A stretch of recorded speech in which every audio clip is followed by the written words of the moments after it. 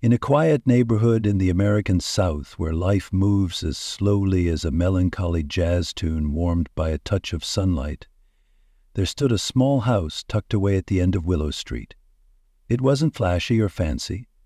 Its walls were faded with time, the paint chipped away by seasons of rain and sun. Yet inside that humble home was a world of warmth no book or map could ever capture. Mama Joe's house. She was a black woman in her early 50s, living alone by choice, not from abandonment or sorrow, but from a preference for a peaceful life where memories and love held more space than complaints. Her husband had passed away years ago, and her children were scattered across the country, chasing their livelihoods. But Mama Joe never felt alone. Her little house always welcomed unannounced guests, people she treated like family. Because, as she often said, a warm meal is a hug for the soul. She wasn't famous, didn't hold a fancy degree, and owned nothing of great value except an old, creaky pickup that groaned on cold mornings. But to the people in her neighborhood, she was the porch angel, the mom of everyone. Anyone who stepped through her front door left with a strange, beautiful feeling of being welcomed, heard, and loved. That day started like any other. The golden light of sunset spread across the small backyard, where ripe red tomatoes reached for the sky, and lush green collard greens swayed gently in the breeze. Mama Joe was stirring a pot of hot gumbo, softly humming an old gospel tune, a ritual that never changed, as if every meal was a chance to stir love into each spoonful. The old radio in the corner crackled with the voice of Louis Armstrong, distorted with static, a rough harmony that made the room feel even more real. In that moment, just as the cornbread came out of the oven, its golden crust releasing a rich, spicy aroma, Mama Joe heard a knock at the door. It was a soft knock, hesitant, enough to make her pause. She opened the wooden door to find a boy, no older than 10, drenched and shivering in a tattered, thin shirt. His face was bruised, his eyes distant with fear and pain. He said nothing, but the look in his eyes was all Mama Joe needed to understand. This child needed protection. She didn't ask where he came from. She didn't demand explanations. She simply brought him inside, wrapped him in a warm towel, handed him a hot bowl of soup, and called the police. That night there were no tears, only the quiet warmth of a compassionate heart embracing a life in desperate need of a miracle. What would you do? Would you open your heart to a stranger? Share your answer in the comments, because sometimes your story might be the light someone else needs to find their way. The knock came again, gentle as a breath, timid, like someone afraid to shatter a peaceful dream. Mama Joe paused, her hands still wet from the pot, wiping them on her apron. It wasn't fear she felt, but a knowing, something all seasoned women understand. Danger doesn't always announce itself loudly. Sometimes it just knocks quietly while the world is asleep. When she opened the door, her sense of peace wavered. There stood a boy, soaked from the misty rain, arms wrapped tightly around himself, trying to hold on to the last of his body heat. The chill wasn't just from the weather. It came from a deeper pain, visible in the bruised skin and slightly swollen eyes. Wounds, Mama Joe knew, weren't caused by a simple fall. His clothes were thin, worn, no match for the night's chill. But what pierced her heart wasn't his appearance, it was his eyes. Not fearful, not angry, but tired. As if he'd been running for so long he no longer knew whether he was fleeing something or searching for something. Then in a trembling voice he spoke just 4 words. "Please don't send me away." Mama Joe asked nothing. She didn't need a reason. To her, love didn't require explanations. She reached out her hand, without condition, without question, and welcomed him in. The door closed behind them like a full stop to an old chapter, and the beginning of a new one.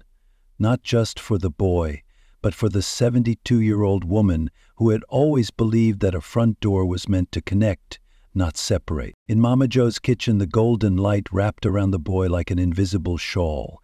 The scent of cornbread mingled with the simmering gumbo, turning the room into a safe haven from life's storms. Yet silence lingered, heavy and thick, like a curtain no one dared to draw back. The boy stood near the doorway, drops of water falling onto the old tile floor, eyes scanning the room, tense as if expecting someone to leap from the shadows. Mama Joe didn't push. She'd lived long enough to know silence could be more precious than 1,000 words. Quietly, she turned back to the kitchen, pulled out a clean towel, laid it on the table, and ladled gumbo into a wide ceramic bowl. Her hands steady, just as they'd always been. "I made this with okra and smoked sausage," she said softly, not looking directly at him. "It's a little spicy, but it warms you up." She set the bowl down beside a thick, steaming slice of cornbread, then stepped back, giving space to a guest unsure if he was ready to stay. At first, the boy didn't move. Then slowly, like a small animal venturing from the shadows for the first time, he stepped toward the table. His hand trembled as he picked up the spoon. The first bite was cautious, slow, but the second came quicker. He didn't speak, but his body did. His shoulders relaxed, his breathing steadied, and in his eyes flickered something unnamed. Maybe gratitude, maybe hope. Have you ever witnessed the moment a child lets down their guard because they finally feel safe? Share that feeling with us, because maybe, just maybe, you've been someone's Mama Joe and never even knew it. Mama Joe stood by the sink, gently wiping a plate that had long since dried. Her eyes never left the boy, as if every bruise hidden beneath his soaked sleeves was telling a story too heavy to put into words. She'd seen enough in her lifetime. Wounds the law didn't reach, pain adults ignored, and the quiet endurance children were forced to carry. When he finished eating, he looked up for the first time, and in his eyes she saw an unspoken question. "Am I safe here?" Mama Joe nodded, not just in response to a glance, but as if answering a prayer that had been waiting for years. "What's your name, sweetheart?" she asked, her voice soft as velvet, gentle but not easily dismissed. The kind of voice that knows how to hear silence. He hesitated, then whispered, his voice hoarse like it hadn't been used to say his own name in a long time. "Nathan." The name came out not just in sound, but through the quiet ache of a heart too long bruised. Mama Joe repeated it, almost like a prayer. "Nathan." Then she smiled, warm as the morning sun. "That's a strong name, strong like tree roots." He nodded slightly, eyes dropping, and murmured, "Please, don't go anyone. I'll be good. I just can't go back there." And it was in that moment, that fear hidden behind a promise to behave, that told her everything she needed to know. Mama Joe stepped closer, opened the drawer beside the fridge, and pulled out an old Afghan blanket. She draped it gently over his shoulders. He flinched, not from pain, but surprise. It had been a long time since anyone touched him with love. "I'm not sending you back there," she said, her voice still soft but firm as stone. "Not tonight. And never again if that place means danger. But I do have to call someone who knows how to help, really help." She knelt down to his level, looked him in the eyes, and said slowly but clearly, "You're safe here. Until then." His lips trembled. Then the first tear fell, quietly, as if it had been waiting for permission. Mama Joe gently placed her hand on his cheek, wiping the tear with her thumb, like tucking a child into sleep. She stepped out of the kitchen and into the next room, where the rotary phone clicked with each slow turn of the dial. She gave her name, her address, and made a request, no, a command, that whoever came should be trained in child welfare, no uniforms, no sirens, no blinding lights to startle a heart that had only just begun to feel calm. When she returned, Nathan was curled up on the couch, wrapped in the Afghan blanket, his empty soup bowl placed neatly on the side table. He was asleep, a rare kind of sleep that only comes after too many nights spent afraid. Mama Joe sat beside him, saying nothing. Her hand rested gently on his shoulder, a wordless promise. Whatever happens, tonight you are not alone. Time passed quietly, measured only by the steady tick of the old wall clock and the whisper of wind brushing the window pane. Outside, the rain had eased to a few scattered drops, soft as kisses against the porch, leaving behind the damp, earthy scent of memory.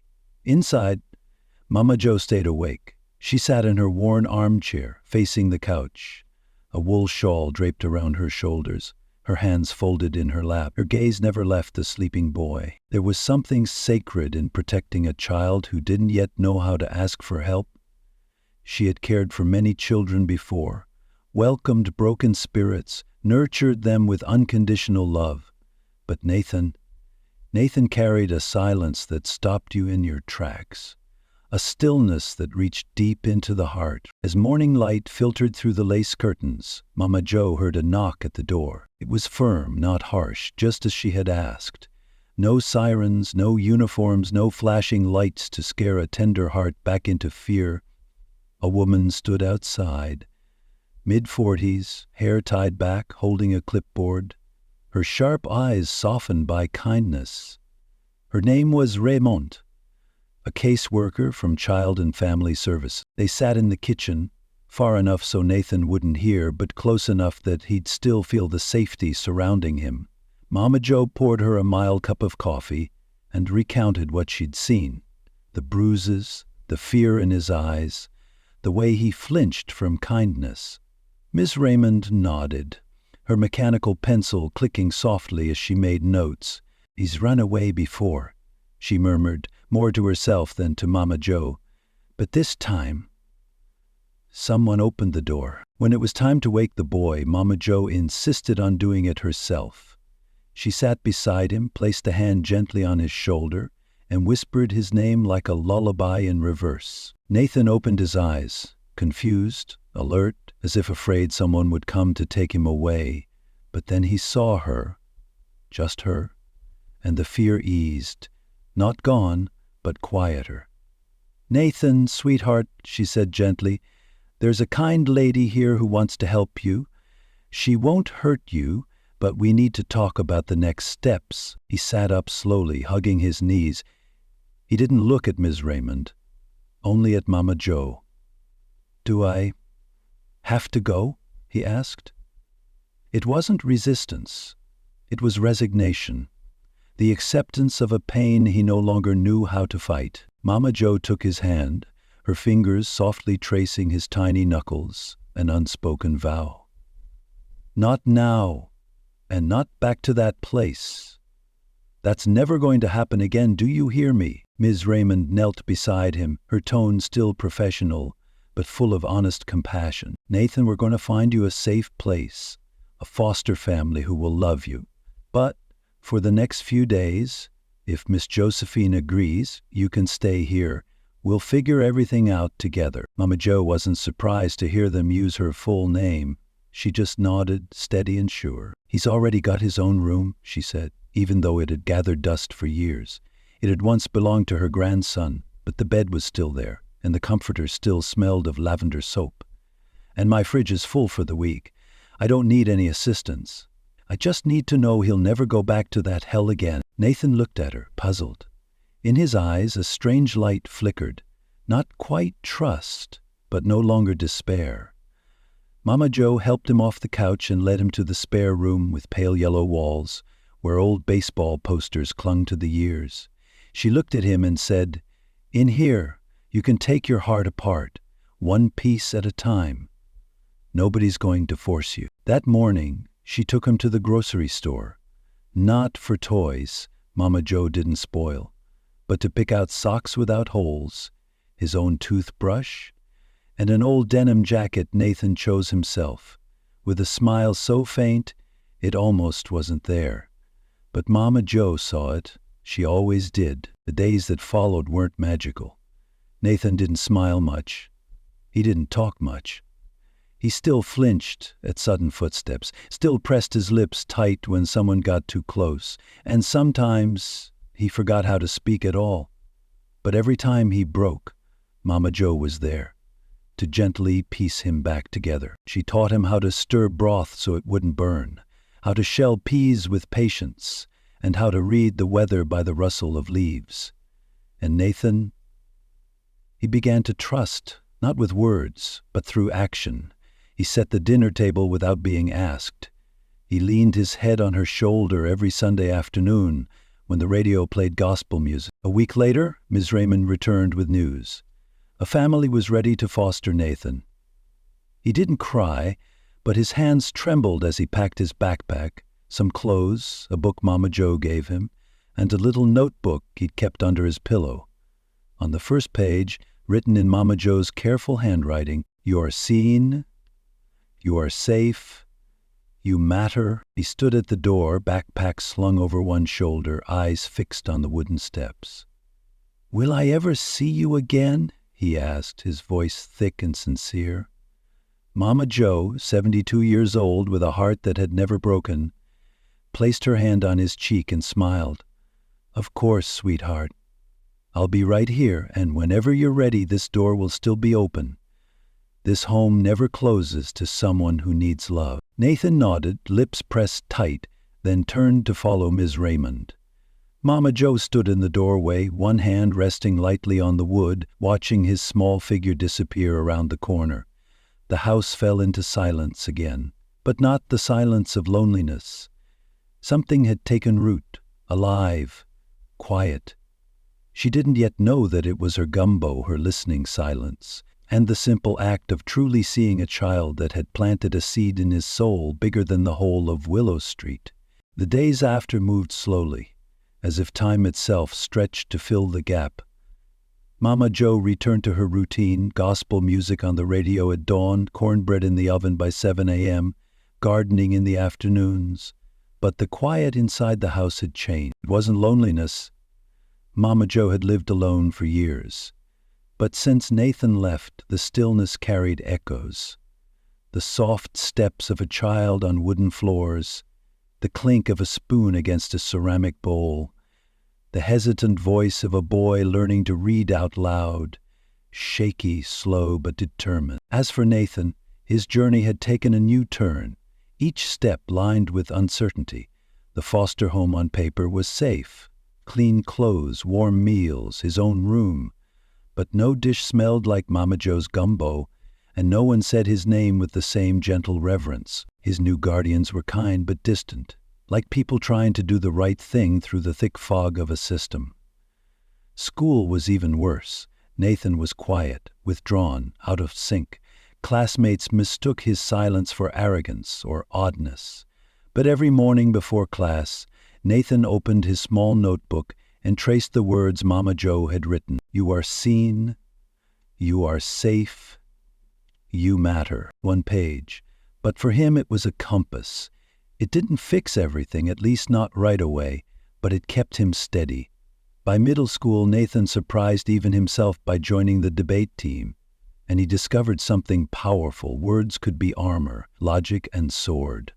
In high school, he won the state championship, graduated valedictorian.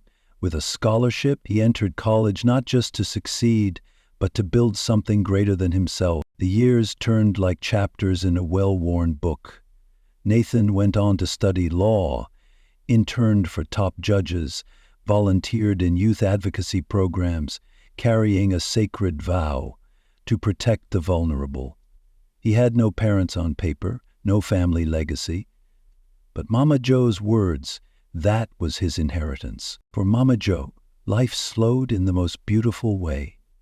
Her hands trembled, her steps grew careful, but the fire inside never dimmed. Children still knocked for Sunday sweets. Teens still sought her out when the world spun too fast. She never locked her door. She never stopped listening, and she never stopped believing that one small act of kindness could change the course of someone's life. And though she didn't know it, her name had been spoken in places she never imagined. In classrooms, courtrooms, speeches, and stories. by the very man she once cradled and fed his first bowl of soup. Mama Joe had believed in him before he even believed in himself, and a faith like that, once planted, doesn't just bloom, it becomes a living legacy. That day was a spring morning, clear and fresh. The air felt washed clean by the rain, and silent promises floated in the breeze. Mama Joe sat at her usual kitchen table, steam rising from her chori coffee, hands gently wrapped around the cup. She moved slower now. Her joints ached more. Each step up the porch made her catch her breath. But she never let age shrink her world. The world might have changed, but her heart had not. Neighbors had slowly moved away. The children had grown up and left the small neighborhood to step into a wider world. Familiar stores closed down and reopened under new names, with new coats of paint, but the old memories stayed intact. Only Mama Joe remained, like the old oak tree in the yard, its trunk weathered by time, yet its branches still reached far, strong, catching the winds from every direction. That morning she sat at her usual spot at the dining table, flipping through a stack of old envelopes. Some were bills, others junk mail she never bothered to open. But one thick cream-colored envelope with no return address caught her eye. The handwriting on it was so familiar she would have known it even with her eyes closed. Her hands trembled slightly as she opened it. Inside was a neatly folded sheet printed with deep blue embossed lettering, United States District Court. She paused, her breath caught in her chest. Beneath that heading was a short letter, brief, but heavy and sacred, like a prayer. Dear Mama Joe, tomorrow I'll be sworn in as a United States federal judge. There will be cameras, reporters, speeches. I've been asked to talk about the journey that brought me to this moment, and I will. But I want you to be the first to know, because without you, none of this would exist. Not the title, not the robe, not the law. You were the one who saw me when I was invisible. You fed me when I was hungry, not just for food, but for love. You gave me a name worthy of answering to. You're the reason I'm here, not just as someone who survived, but as a man who belongs. And tomorrow when they ask who made me, I will say your name aloud. So the whole world knows I love you, Mama, always have, always will. Your son, Nathan. The letter trembled in her hands as she laid it on the table.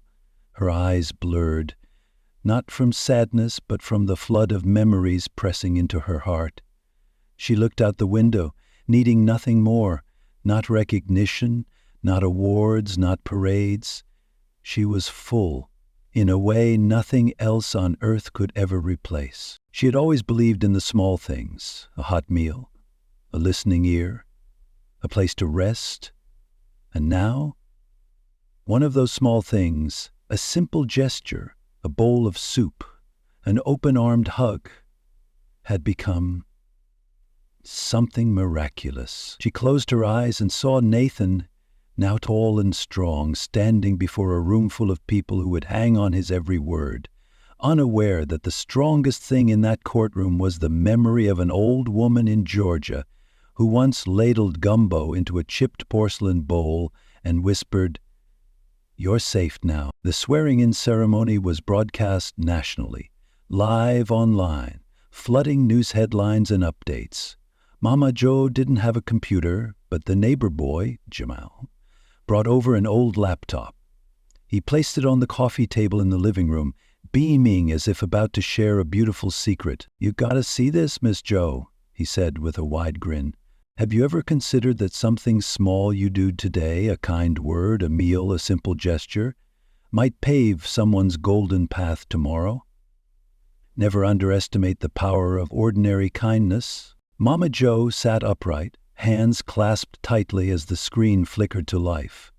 The seal of the United States District Court appeared, an emblem of solemn authority. Then Nathan appeared. Now a grown man wearing the black robes of a judge, his broad shoulders steady, his voice deep and calm, like the gospel hymns that once echoed through her little kitchen. He began his speech with formal gratitude, nods of respect to colleagues, to the nation. But then, without hesitation or filter, he spoke of her. He told them about a distant night when a broken boy knocked on a stranger's door, and instead of suspicion he was met with soup, with loving silence, and a mother's care that needed no blood tie. He said her name, Josephine Bellamy, Mama Joe, to all who had known her. She didn't just save me once, Nathan said. She saved me every day after, by reminding me I mattered. The cameras caught quiet sobs, breathless sighs across the courtroom. But Nathan didn't stop. We often speak of justice as an institution. But for me, justice began in the hands of a 72-year-old woman who held mine as I learned to stir my first pot of gumbo. She taught me dignity, compassion, and what it means to belong somewhere. Mama Joe said nothing, even when her name echoed through the marble courtroom. She simply sat there, one hand pressed gently to her chest, as if steadying an emotion too big for breath. The neighbor boy beside her whispered, "You're famous now." She only smiled faintly and replied, "Sweetheart, I've always been famous, to the only heart I ever needed to reach." But Nathan wasn't finished. The next morning, while dew still clung to the grass and birds called softly from the trees, a sleek black car pulled up quietly in front of Mama Joe's house. The door opened, and there he was, taller now, silver at his temples, but still Nathan, still her boy. She opened the screen door before he could knock. He said nothing, just walked up the steps and wrapped his arms around her slender frame, as if embracing the very roots of his being. "I'm home, Mama," he whispered. "I'm not visiting. I'm here to stay. If you'll let me, I want to take care of you." And just like that, no ceremony, no flowers, no flashing lights. The door that once opened to save a child now opened again to welcome home the man he'd become. A man who had kept his promise. A man who had never forgotten the hand that served him his first bowl of soup and gave him hope when the world had nothing left to offer. Mama Joe, now older than most people ever get to be, leaned into his embrace and whispered, "Took you long enough to come home, son." One evening, the sky turned pink in the glow of dusk. Nathan found her sitting in her familiar rocking chair, wrapped in the quilt she had sewn herself so many years ago. Her breathing was slow, her smile just a thin trace beneath her gently closed eyes. Outside the slightly cracked window, jasmine had begun to bloom early, its scent drifting in like a memory returning home. Nathan sat beside her, every movement quiet and reverent. He took her hand, feeling the paper-thin skin worn by time, the hands that had once held him in every way that mattered, though not by blood, and yet had never lost their warmth. He didn't rush to speak. He simply looked at her, the lines of her face shaped by time, the soft waves of silver hair like the current of a river of memory. Her breath steady, calm, and content. Finally, in a voice both steady and full of emotion, he said, "Mom, I've been thinking, just visiting you like this, it's not enough anymore." She stirred slightly, her eyes fluttering open, and when she saw him, she smiled. Not surprised, not confused, just as if she had known this moment was coming. "I'm here now," he continued, voice low but filled with feeling, "and I want it to be official. I know I'm grown, but I want you to be my mom, not just in my heart, but in name, in every way." Mama Joe's eyes glistened, not from shock, but from a deep recognition, a quiet gratitude, and a love so old it needed no words. Her hand gripped his a little tighter, her thumb gently tracing circles on his knuckles.